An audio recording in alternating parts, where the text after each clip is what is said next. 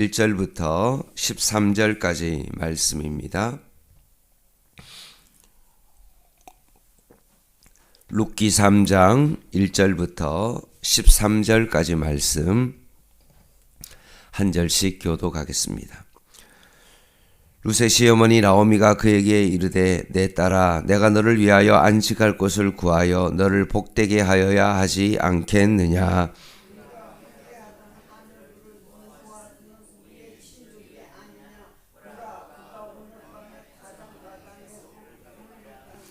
그런즉 너는 목욕하고 기름을 바르고 의복을 입고 타작마당에 내려가서 그 사람이 먹고 마시기를 다하기까지는 그에게 보이지 말고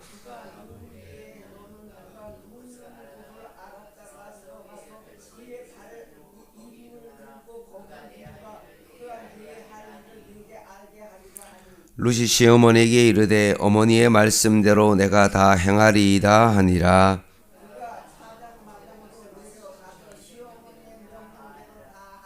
보아스가 먹고 마시고 마음이 즐거워 가서 곡식단 더미의 끝에 눕는지라. 룻이 가만히 가서 그의 발치 이불을 들고 거기 누웠더라.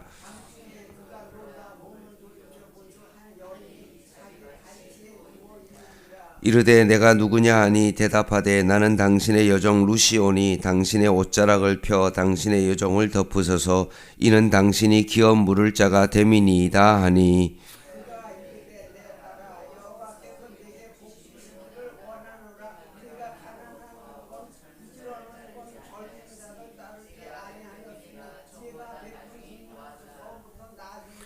그리고 이제 내 딸아 두려워하지 말라. 내가 내 말대로 내게 다 행하리라. 내가 현숙한 여인인 줄을 나의 성읍 백성이 다 아느니라.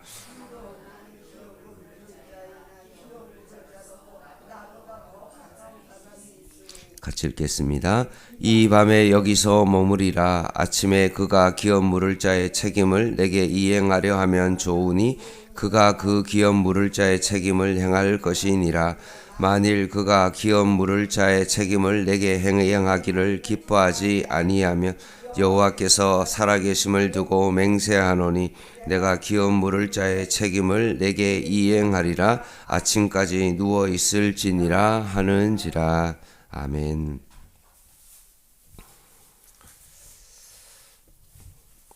세상의 모든 종교도 사랑을 말하지만 진정한 사랑을 찾아보기가 너무나 힘이 듭니다. 홍수 때 먹을 물이 없는 것과 마찬가지로 사랑을 많이 외치나 사랑이 없습니다. 교회마저도 그 사랑을 많이 잃어버렸던 것입니다. 오늘 본문을 통해서 우리는 사랑과 그 영원한 가치를 보게 되어집니다. 시어머니 나오미가 이렇게 상황을 바라봤을 때 보아스가 룻에게 호감을 가진 줄 알고 룻을 시집 보내기 위하여 룻을 설득합니다.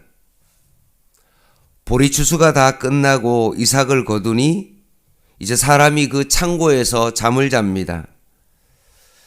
물건을 보관하기 위하여 지키기 위하여 창고에 잠을 자기도 하지만 또한 곡식을 추수 다 하고 난 다음에 정말 하나님 앞에 감사하는 어떤 그런 마음을 가지고 곡식 더미 위에서 결국 창고에서 잠을 잡니다. 그러니 보아스가 창고에서 이제 곡식 더미 위에서 잠을 자니 너는 단장을 잘 하고 가서 그의 침소 끝에 가서 가만히 누워 있으라. 그럼 보아스가 알아서 할 것이다 라고 말합니다. 보아스가 한밤중에 깜짝 놀라지만 그의 의도를 알고 너무 고맙지만 다른 기업 물을 자가 있는데 그러면 안 된다. 그 사람이 만약에 이제 내가 기업을 물지 않겠다라고 하면 내가 그것을 시행하겠다라고 합니다. 당시의 간섭은 여자가 남자에게 청혼하는 것은 정말 드문 일입니다.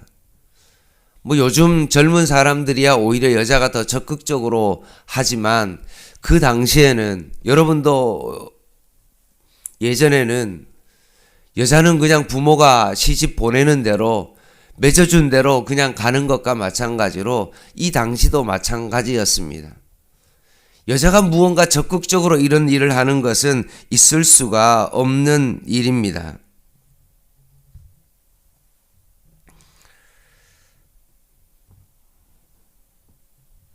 그리고 당시의 간습으로 봤을 때 아까 말씀드린 것처럼 추수제도는 타작을 하면 그 곡식을 가지고 주인이 창고에서 잠을 잡니다.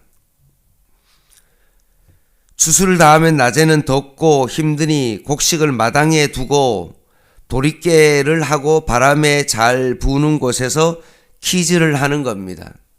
그리고 다 이제 알곡이 모아지면 창고에 들이고 도적을 방지하기 위한 것이기도 하지만 풍성한 곡식과 함께 밤을 보냅니다. 그러니 나오미가 보아스가 창고에 잘 것을 너무나 잘 알았던 것입니다. 그리고 오늘 본문에서 알아야 될 것은 뭐냐 하면 고엘이라는 제도입니다. 형이 죽으면 결국 동생이 물러받는 겁니다.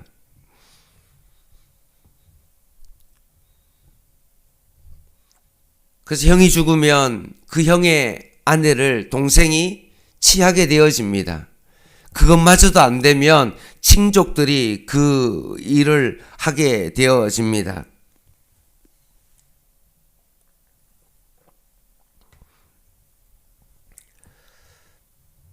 의무 규정이지만 강제적이지 않지만 다른 사람에게 넘어갈 수밖에 없는 것입니다. 보아스가 룻의 친족이기는 하지만 더 가까운 친족이 있기 때문에 그 사람이 기업을 안 물은다라고 하면 내가 기업을 물으겠다라고 합니다. 참 당황스러운 러브 스토리입니다. 우리는 여기서 참 사랑을 배우게 되어집니다. 둘 사이의 사랑 이야기이지만 이것을 통해서 우리는 하나님의 사랑을 보게 되어집니다. 먼저 첫 번째는 나오미의 참사랑을 보게 됩니다. 시어머니 입장에서 본인은 이제 나이가 들었습니다.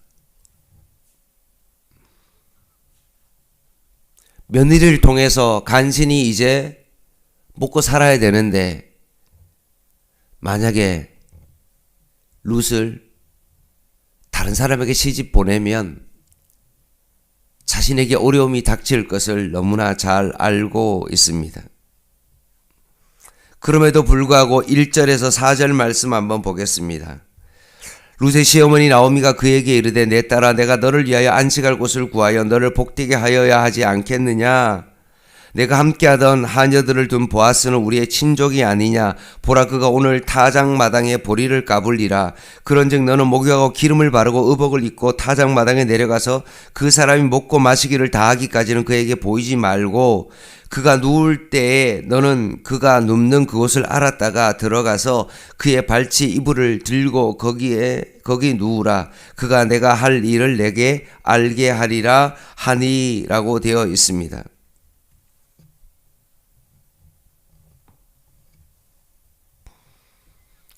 구체적인 지시를 내립니다.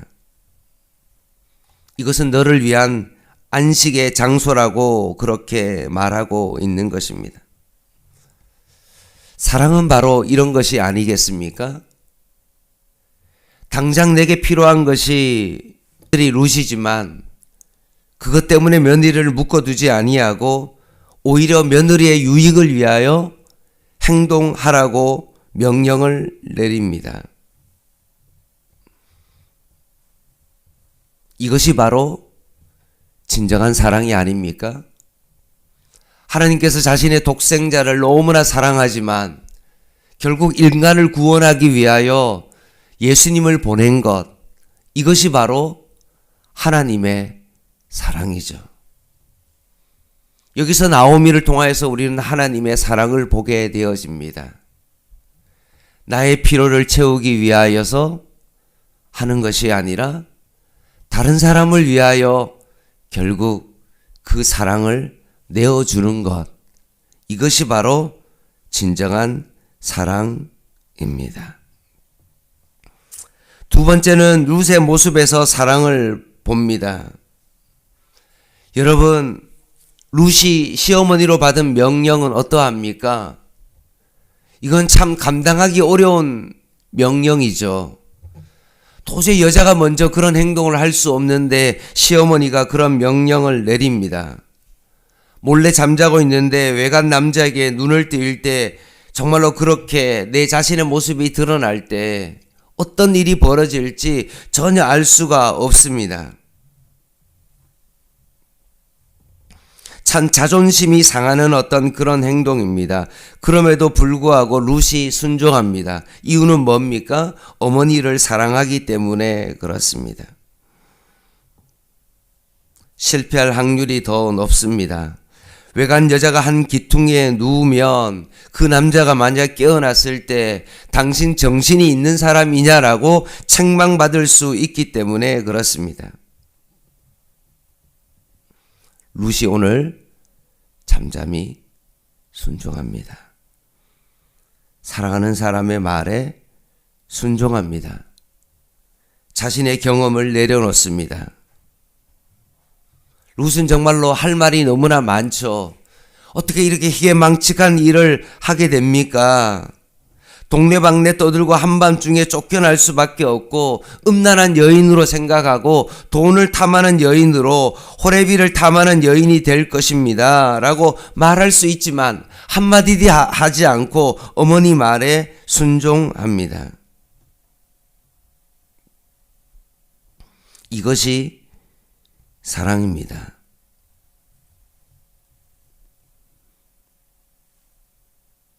하나님께서 우리에게 참 내 생각으로 이해할 수 없는 어떤 그런 명령을 내릴 때 하나님께서 나를 사랑하시는 것으로 인하여 그 명령을 내리신다는 것을 알 때 하나님께 할 말은 많지만 하나님 앞에 환경을 뒤로 한 채 하나님의 말씀에 순종하는 것,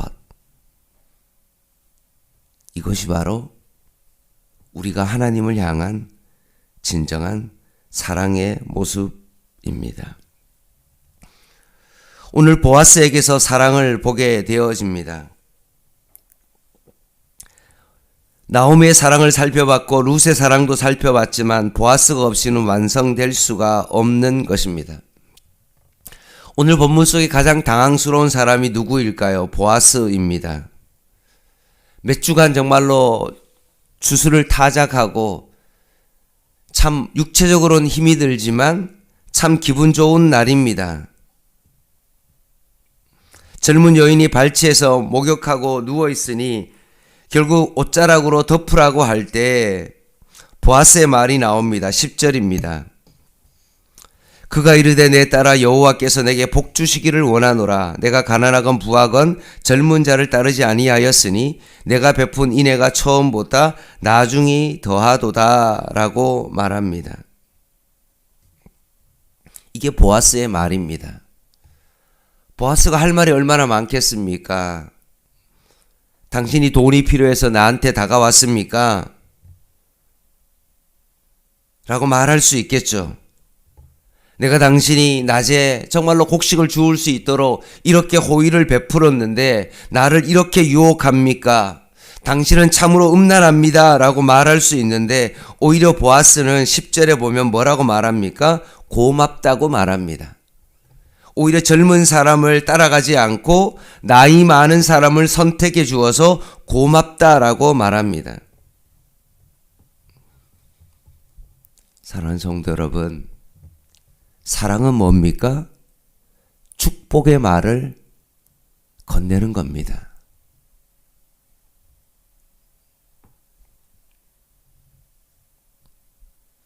칼을 가지고 왔다 할지라도 축복하면 칼이 칼집으로 돌아갈 것입니다.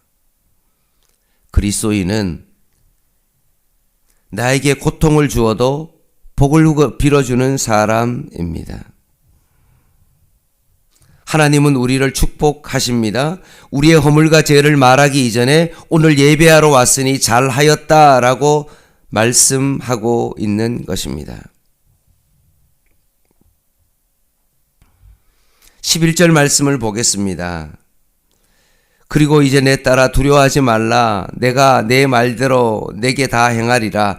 내가 현숙한 여인인 줄을 나의 성읍 백성이 다 아느니라 라고 말합니다. 참 여인으로서 수치스러울 수도 있고 참 부끄러울 수도 있는데 오히려 룻을 안심시킵니다. 생각해 보십시오. 룻이 시어머니의 명령을 따라 숨어 있다가 그 사람이 누워 있을 때 발치에 기퉁이에 살짝 이불을 덮고 거기에 누워 있을 때 과연 잠이 왔을까요? 아마 한순간도 잠을 이룰 수가 없었을 것입니다. 긴장감 속에 아마 계속 있었을 것입니다. 과연 나에게 어떤 일이 일어날까 두려움에 떨었을 것입니다. 그런데 보아스가 일어나서 오히려 축복의 말을 하고 오히려 그를 안심시켜 주는 것입니다. 사랑하는 성도 여러분, 이것이 진정한 사랑이죠.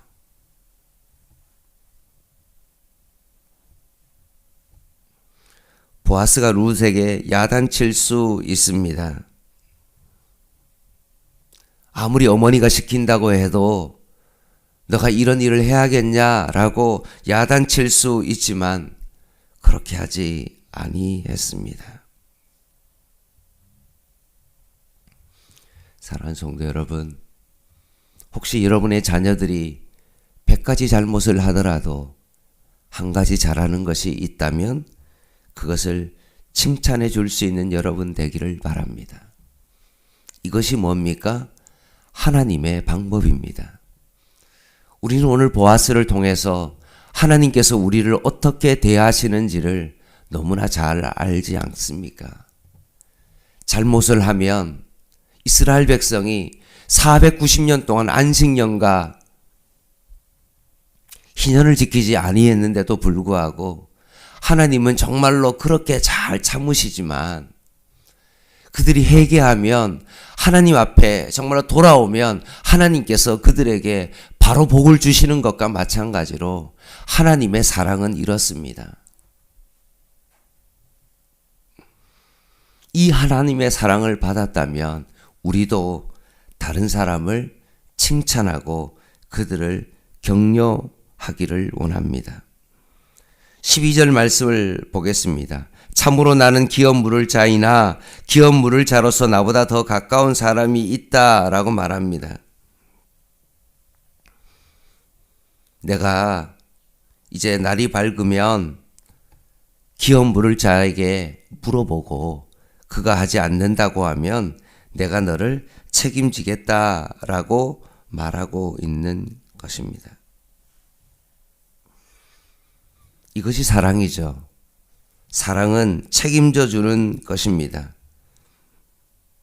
사랑은 칭찬의 언어로 시작하고 그를 격려하고 책임져 주는 것, 이것이 바로 진정한 사랑입니다. 말씀을 마무리하겠습니다.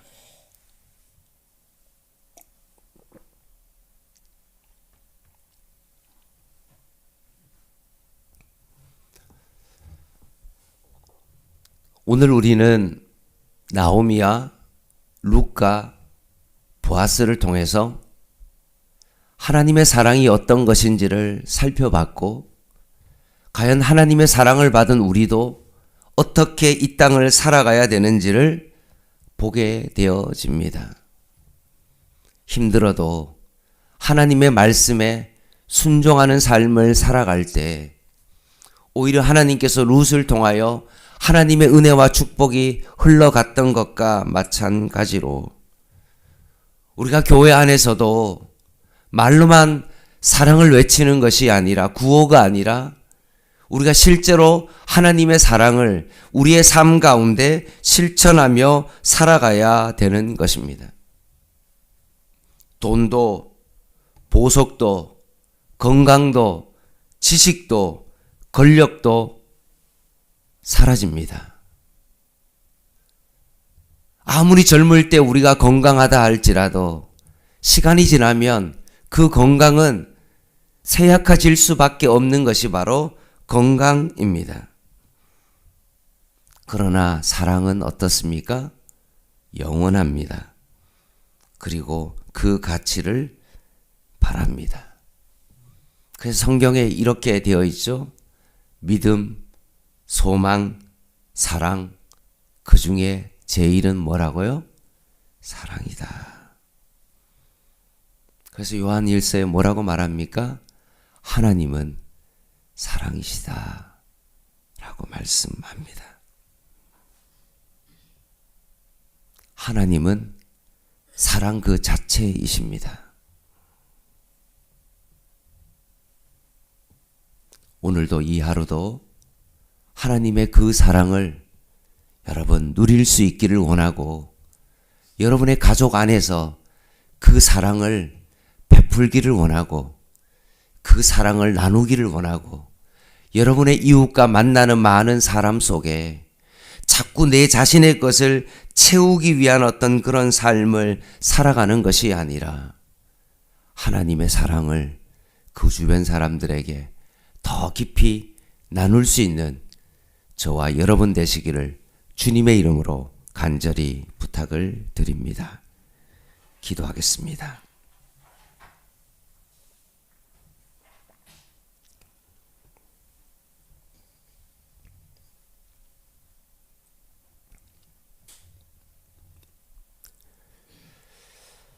하나님 아버지, 죄 가운데 죽을 수밖에 없는 저희들을 너무나 사랑하셔서 독생자 예수 그리스도를 통하여 우리를 사랑하여 주셨사오니, 그 사랑을 받은 자로서 구호로 외치는 자가 아니라 실제로 그 사랑을 실천하는 자가 되게 하여 주시옵소서.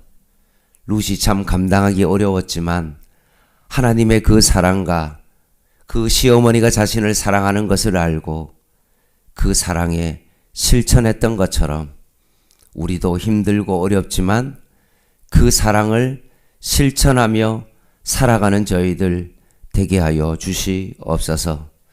교회 안에 사랑이 없다라고 외치고 많은 사람들에게 사랑을 베풀어지기 어려운 이 시대 가운데 있지만, 양문교회 성도만큼은 오히려 옆 사람을 더욱더 사랑하고, 특별히 교회에서 중직자로 일하는 사람들을 향하여 우리가 오히려 더 격려하고 칭찬하며 함께 하나님의 사랑을 이룰 수 있는 그런 교회 되게 하여 주시옵소서.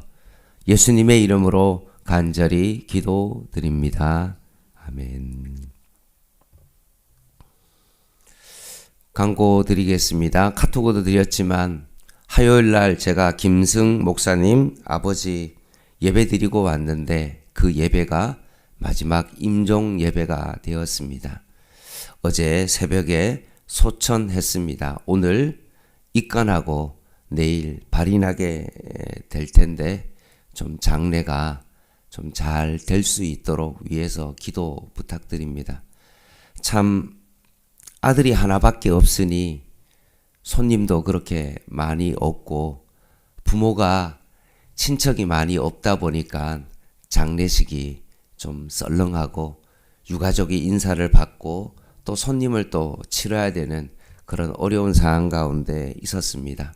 그럼에도 불구하고 장례식 가운데 하나님의 사랑이 있고 하늘 소망으로 좀 장례가 잘 치러질 수 있도록 위해서 여러분 기도 부탁을 드립니다.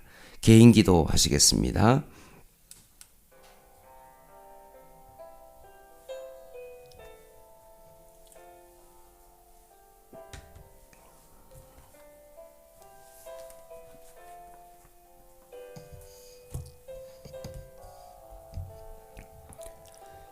하나님,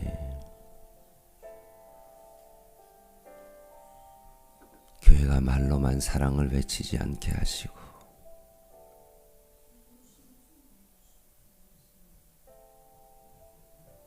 비판하고 없는 것 외치지 않게 하시고 하나님께서 우리에게 베풀어 주신 그 사랑에 감사하며 힘들어도 그 사랑을 실천하며 살아갈 수 있는 저희들 되게 하여 주시옵소서. 하나님,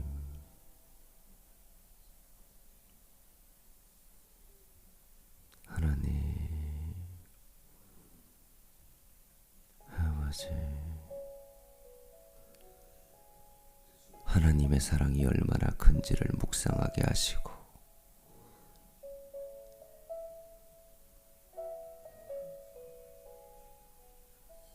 나를 위하여 자신의 독생자까지 아끼지 아니하시고 내어주시는 그 사랑을 깊이 묵상하게 하옵소서.